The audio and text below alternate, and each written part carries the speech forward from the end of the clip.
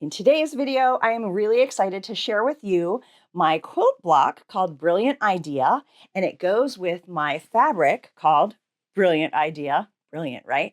This is part of the Riley Blake's Hush Hush 3 fabric line, and it is going to go into a quilt called Shine Together. It is a free quilt pattern. You can find the link in the description below and also learn more about all of the Hush Hush 3 fabrics. But today, I'm going to show you how to put together this one, and it looks super cute in all the different colors. The quilt pattern also features these solids. It's kind of a dot called paparazzi, also obviously from Riley Blake Designs. And there's so many ways to put it together. So I just want to show you how to do my block, and then you can go in the description below and learn more about the whole quilt. So let's get started.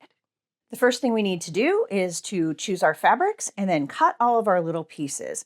I'm going to be using my design from the Hush Hush 3 fabric line from Riley Blake Designs called Brilliant Idea. Cute little light bulb with a heart inside. And then I'm going to be using 3 of the paparazzi prints: Paparazzi Peacock, Sunshine, and Berry. So these are going to be fabrics 1, 2, 3, and 4. And you can download these instructions for free. Now, because there are so many different pieces that are kind of small, I am going to grab my handy dandy mini Post-it note tags, and I have just put them down the side of this and labeled A through K. So as we cut our fabrics, I'm going to be putting the little Post-its on there. So it's going to be really easy to keep track of what is what goes where, and put this all together. So let's get cutting. Now you're just going to cut your fabric pieces based on the list that I have provided. How do you feel about starch? Do you starch, or are you a no starch person? I have decided that I am a starch person, especially when I'm working with small pieces like we will be in this block. It just helps to keep your fabrics a little firmer and sew together and keep them from kind of shifting against each other. So I have pressed all of my fabrics and added a little bit of starch. So my first one I'm going to cut now is the Hush Hush Brilliant Idea, and I'm going to cut it to 4.5 by 4 3/4. That's going to be the center of the light bulb. Next, we're going to cut fabric 2, which is the majority of our pieces. This is going to be the outside of our quilt block, and I'm going to be using Peacock Paparazzi. So now you're just going to continue to cut all of your pieces and add your labels if you like to do that, so that you remember which size is which. And I will mention that these letters don't go in order by fabric. They kind of go more in order by how we're going to put them together. So just make sure you're paying attention to which fabric and which letter. And now we have one cut shape and then the applique heart that goes in the center out of this last color. And then K is the heart applique that is part of this download. So you're going to print this out. You're going to make sure this block is 1 inch to make sure the size is correct. And then you're just going to cut that heart out. So you can either pin that on the fabric, or for smaller pieces, just so it doesn't get bent, I usually just use a little glue stick. Pop that on the back. Just glue that down. And then we're just going to cut that out with fabric scissors. Now we have all of our pieces. You can get all the sewing instructions. It's going to walk you through step by step, but we're going to do it together. This is a great time to use one of these cookbooks or design boards, and this will end up being a 6.5 inch unfinished block, but because there's so many pieces, I like to go with the big design board to lay this all out. We're going to set J aside because that goes on the side, and you can see here we're going to be building the center first. But I want to line up D and E. We're going to sew these together, and then F and G. So now it makes a lot more sense why the letters didn't go in order for the fabrics, doesn't it? It goes in order for putting it together, H and I. So I'm just going to put those on my board so that when I go to the sewing machine, they're in order and I can just grab and stitch. Next thing we're going to do is we are going to prepare the B squares. So what we're going to be doing is we're going to be putting the B square in each of the corners, and we're going to stitch right on that diagonal. We're going to draw a line.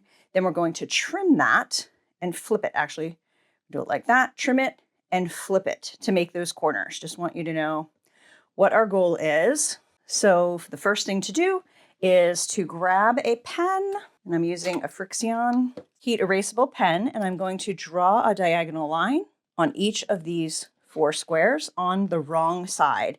And these are the B squares, 1.5 inch squares. Pin them down with some super cute Riley Blake bird pins. So now we're going to go to the sewing machine. I'm going to sew those 4. And then I'm going to sew these 3 pieces together, these 3 pieces together, these 3 pieces together. And then we're going to come back here, do some ironing, and discuss.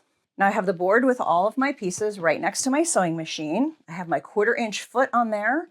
And because these are very small pieces that we're putting together, I'm going to do a 2.0 stitch length. And we're just going to put these pieces together in the order that we had them all lined up, starting with these corners, sewing the B squares to the main fabric A.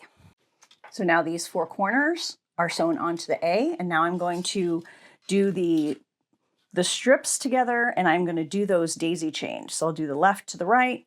Well, you'll see. Okay, so we have this all sewn together. The next thing we need to do is we need to trim these corners, and then we need to do some pressing. So you're going to trim a 1/4 inch from that stitch line to the outside. This is going to make our light bulb. Now, because all these pieces are small and these seams are small, and because I'm crafty, I'm going to be using my Cricut mini heat press because it's small, like everything we're working with. And it just lets me see what's going on better and have less steam and everything on my fingers. So the first thing we're going to do is we're going to fold this corner back and press that seam. We're going to do that for all 4 corners. So how many irons do you have? Lots of ways to iron things, and I just pick the size that I like the best. Now for these little strips, this is going to be underneath the kind of the stem of the light bulb. We're going to press towards the outside, and you want to make sure you're not stretching it, but you also want to make sure it goes nice and straight. And you can do it from either side.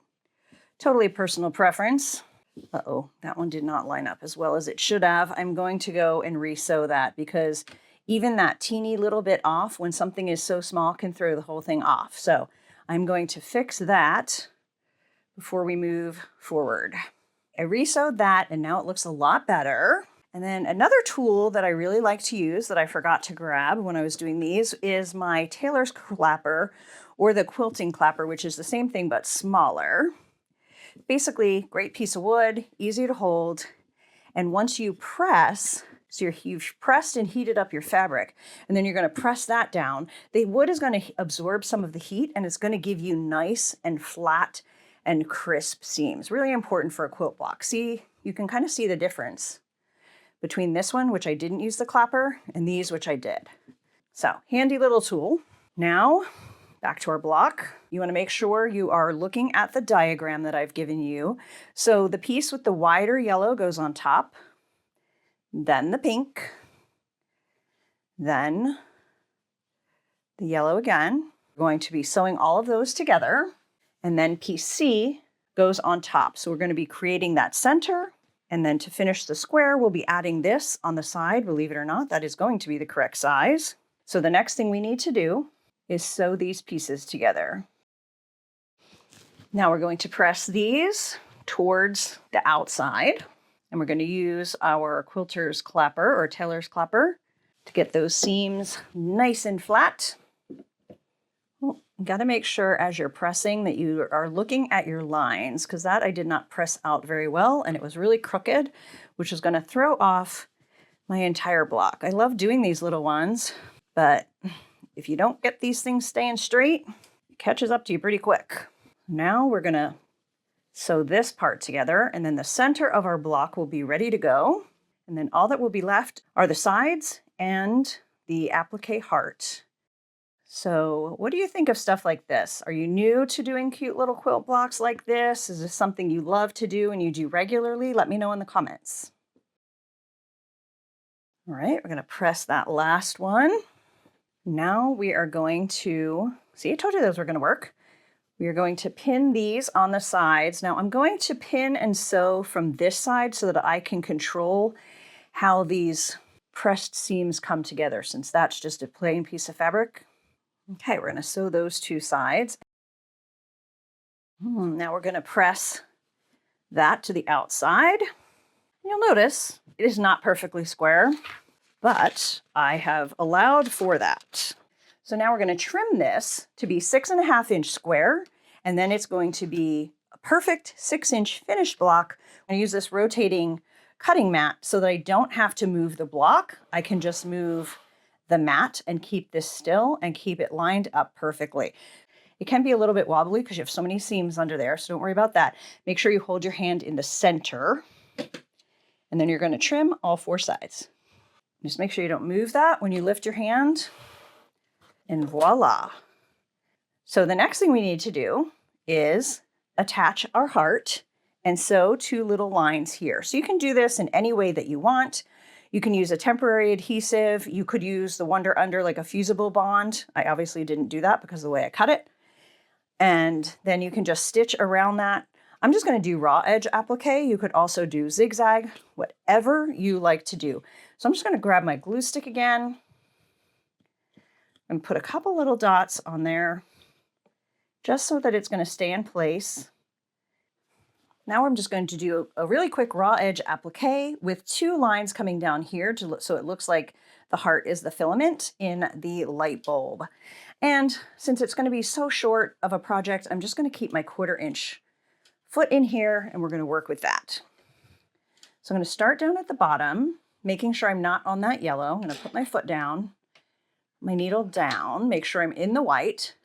Then I'm going to hold this thread and lift my foot again to pull up that bobbin thread so that when I knot my thread, we're not going to have a big bird's nest on the back.